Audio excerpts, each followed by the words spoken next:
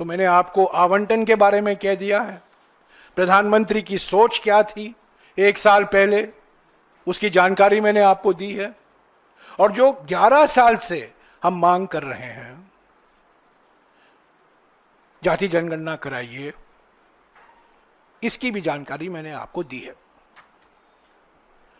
2011 की जनगणना के बारे में कल अश्विनी वैष्णव जी बहुत कुछ बोले।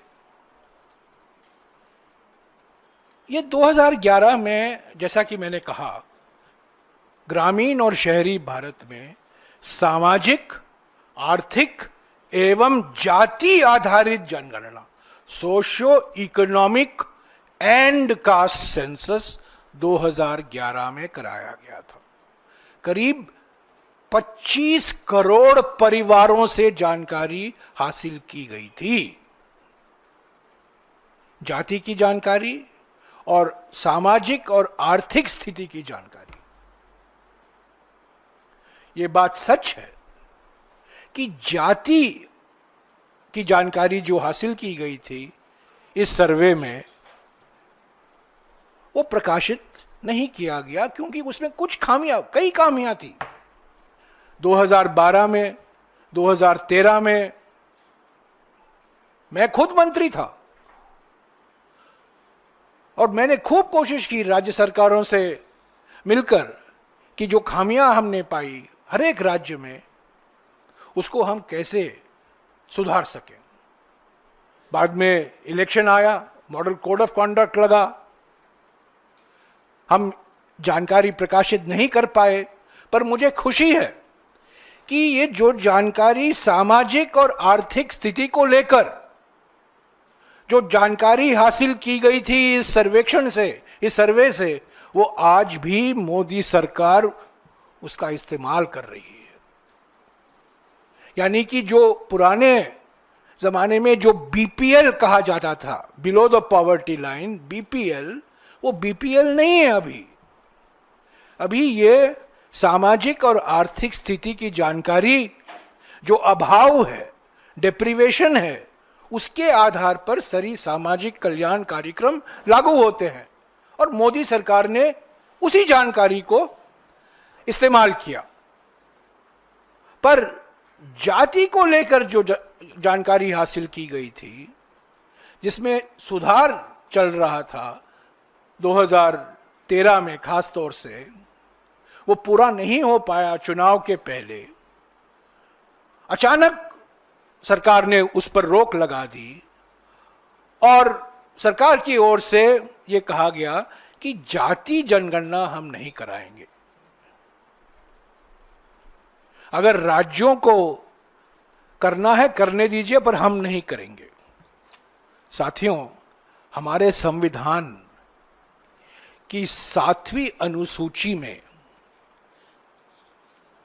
संविधान में जिम्मेदारी सेंसस कराने की केंद्र सरकार की होती है।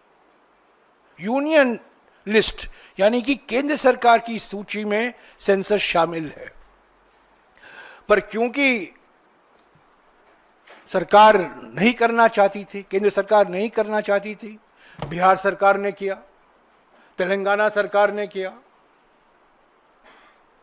और पहले कर्नाटक सरकार ने भी किया था, तो अलग अलग राज्य करने लगे। पर मुझे खुशी है कि कल मोदी सरकार ने अपनी जिम्मेदारी पहचानी। इस संविधान के अनुसार सेंसस कराना, जनगणना कराना, जाति जनगणना कराना केंद्र सरकार की जिम्मेदारी बनती है। तो ये रहा पहला मुद्दा, कास्ट सेंसस को लेकर। 8,200 करोड़ की मांग 2019 में, अब 10,000 करोड़ रुपया होगा।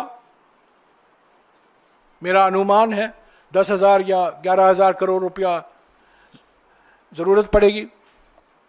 और उसकी तुलना में इस बजट में, इस साल के बजट में आपने 575 करोड़ रुपया का आवंटन किया है।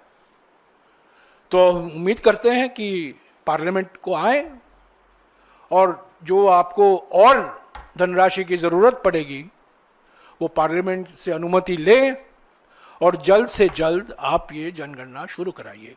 जनगणना करने में करीब 10 महीने लगते हैं, करीब 10 महीने। तो अगर आप नवंबर में भी शुरू करेंगे तो 10 महीने अनुमान लगा लीजिएगा, अगस्त तक आप खत्म कर पाओगे। जितना भी आप उसको तेजी से करो 6-7 महीने तो लगेंगे ही। तो ये रहा कास्ट सेंसस को लेकर। मैं एक और बात कहना चाहता हूं कास्ट सेंसस के संदर्भ में, बाद में वो 50% और 15-5 के बात में मार करूंगा।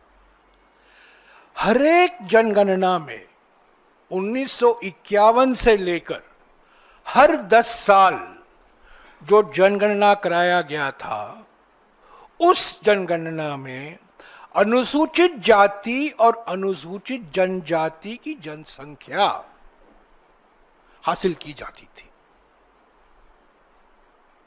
हमारे देश में करीब 1250 अनुसूचित जाति हैं और करीब 750 अनुसूचित जनजाति हैं।